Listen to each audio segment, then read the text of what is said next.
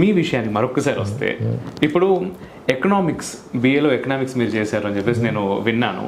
ఆ తర్వాత మీరు స్వాతి ఎడిటోరియల్లో వర్క్ చేశారు, ఆ తర్వాత సినీ గేయ రచయితగా.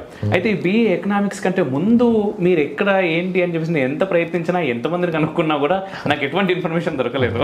మా నాన్నగారు సంస్కృత పండితులు, ఆంధ్ర భాషలో కూడా పండితులు, వారి వృత్తిరీత్యా కూడా పండితులు వారు. అయితే వారి దగ్గర నేను చదువుకున్నది ఇంత, నా సంస్కృత అధ్యయనం కానీ ఆంధ్ర భాష అధ్యయనం. అవును, మీరు వేరే ఎక్కడ నేర్చుకోలేదు, నాన్నగారి దగ్గర నేర్చుకున్నాను. అయితే ఆ నేర్చుకున్నది దేనికి అంటే నేను తెలుసుకుని నేను తరించడం కోసం అనుకున్నాను. కానీ దానితో నేను సమాజంలో బ్రతకాలనుకోలేదు. అప్పుడున్న దేశకాల పరిస్థితులు బట్టి కూడాను ఈ విద్యలతో గొప్పగా మనం రాణించలేమనే అభిప్రాయంతో అందరూ ఉండేవారు. పైగా నేను ఎక్కడో ఒరిస్సాలో ఆంధ్ర బార్డర్ ప్రాంతంలో ఉన్నాను కనుక అక్కడ ఇలాంటి అభిప్రాయాలు ఉంటాయి మన బంధువర్గాల్లో కానీ చుట్టూ ఉన్న సమాజంలో కానీ. కనుకనే నా కోసం నేను సంస్కృతం ఇంటి విద్యగా నేర్చుకున్నాను. అంటే ఇప్పుడు ఎందుకు గురించి ఆ సమయంలోనే మీకు ఎందుకు అంత ఇంట్రెస్ట్ వచ్చింది సంస్కృతం మీద? అంటే ఇంట్లో ఎప్పుడు విద్యార్థులు చదువుకోవడం, నాన్నగారి దగ్గర భాష వినడం, అంతేకాకుండా మన పూర్వజన్మ సంస్కారం వల్ల కూడా కొన్నిటివైపు ఆకర్షితులు అవుతాం. ఖచ్చితంగా అదే, ఎందుకంటే చుట్టూ ఉన్న అందరూ మీకు చెప్పారు, ఖచ్చితంగా చెప్తూ ఉంటారు దాంట్లో ఎందుకు అంత ఉండదు, ఎదుగుదల ఉండదు అని చెప్పేసి. నేను అలాగే భావించాను. అందుకని ఎదుగుదల కోసం ఇవి చదువుకున్నాను ఎకనామిక్స్. ఇది నా కోసం చదువుకున్నాను. నా కోసం చదువుకుంటే ప్యాషన్ అంటారు కదా, అలా దీని మీద బాగా ఆసక్తి ప్రేమ ఉండడంతో వీటికి సంబంధించిన వాంగ్మయం బాగా చదివేవాడిని. నాన్నగారి ద్వారా భాషా ప్రబంధాలు కొన్ని నేర్చుకున్నప్పటికీ, వేదాంత విద్య నేర్చుకున్నప్పటికీ కూడా ఆసక్తి ఉండడం వల్ల అనేక అధ్యయనం చేశాను. అయితే నేను కూడా ఈ అభ్యుదయ సాహిత్యం బాగా అభివృద్ధి చెందిన రోజుల్లోనే పుట్టిన వాళ్ళు కనుక అభ్యుదయ సాహిత్యం కూడా బాగా చదివాను. ఎందుకంటే కవితాపరంగా కూడా గొప్ప అంశములు ఉన్నాయి. శ్రీశ్రీ గారు లాంటి వాళ్ళు, తిలక్ గారు, వీళ్ళన్నీ చదివాను నేను ఇక్కడ.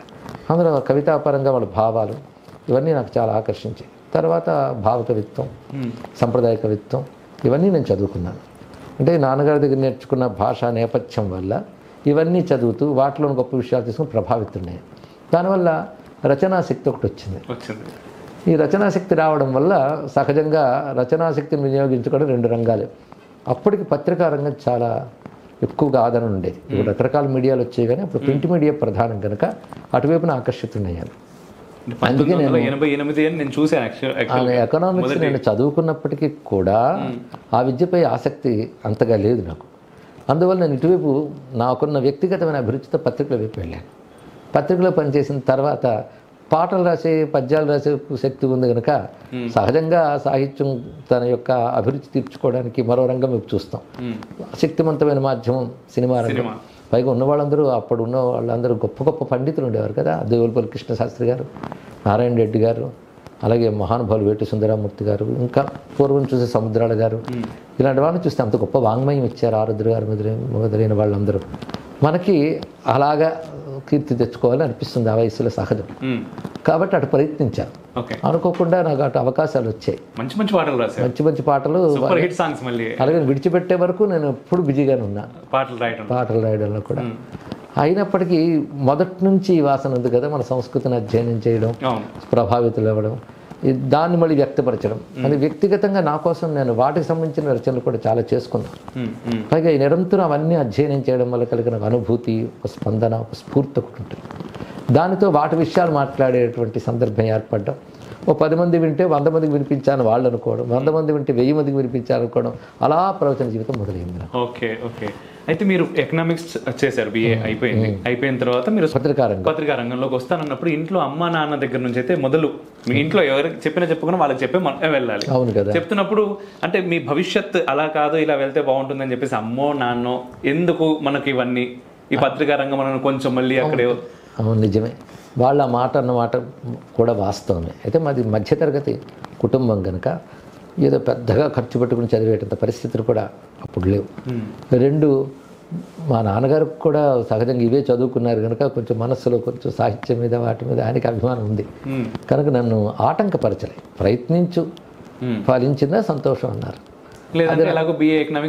చేతిలో ఉంది. అందుకోసం ప్రయత్నించాను. అనుకోకుండా అక్కడ స్థిరపడగలిగాను. నా అంతటి నేను ఐచ్ఛికంగా అటు నుంచి వచ్చానే తప్ప అక్కడ నేనేమి వైఫల్యాలు ఏం చవి చూడలేదు. ఇటు ఎక్కువ ఆసక్తి ఉండడంతో, ఇటు అవకాశాలు పెరగడంతో అటు టైం కేటాయించలేక ఇదే సమయంగా కేటాయించుకున్నాను.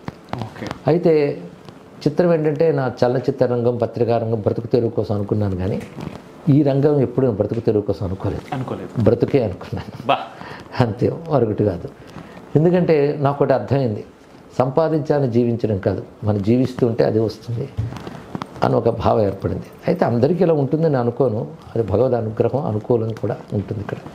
తర్వాత మహానుభావులతో పరిచయాలు, సిద్ధపురుషులు, యోగులు, మహాత్ములు మన దేశంలో ఉన్నారు కదా, వాళ్ళ పరిచయాలు.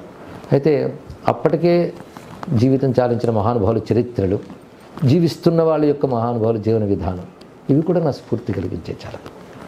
దానితో ఇదే పనిగా చేస్తుంటే దేనికి లోటు రాకుండా నా పనే నన్ను కాపాడుతుంది. నా పని అంటే ఈ పని ద్వారా నేను ఎవరిని ఉపాసిస్తున్నానో ఆ భగవంతుడు. ఓకే. అయితే మీరు సినీ రంగం నుంచి దూరం అవ్వాలని ఏ రోజు అనుకోలేదు? దూరం అవ్వాలని అనుకోవడం ద్వారా దూరం అయ్యారా? రెండూను. ఇటు విజయ్ అవ్వడంతో దీనిలో ఉన్న ఆనందం అక్కర్లేదు. ఎందుకంటే ఇందులో ఒక స్వతంత్రత ఉంది. పైగా నేను ఏది అనుకుంటానో అది చెప్తాను, ఏది భావిస్తానో అది చెప్తాను. అక్కడ దానికి అవకాశం లేదు. అంటే సినిమా అంటే నటన, నటుడే నటించడం కాదు, రచయిత కూడా నటించాలి. కనుక వాళ్ళ భావాలు నేను వ్యక్తీకరించలేదు, నా భావం చెప్పడానికి లేదు కదా. పైగా కీర్తి కంటే గొప్పది ధర్మం అనే విషయం. పైగా ఈ ధర్మాన్ని కూడా ఒక ఆధ్యాత్మిక సాధనగా నేను చేస్తున్నాను.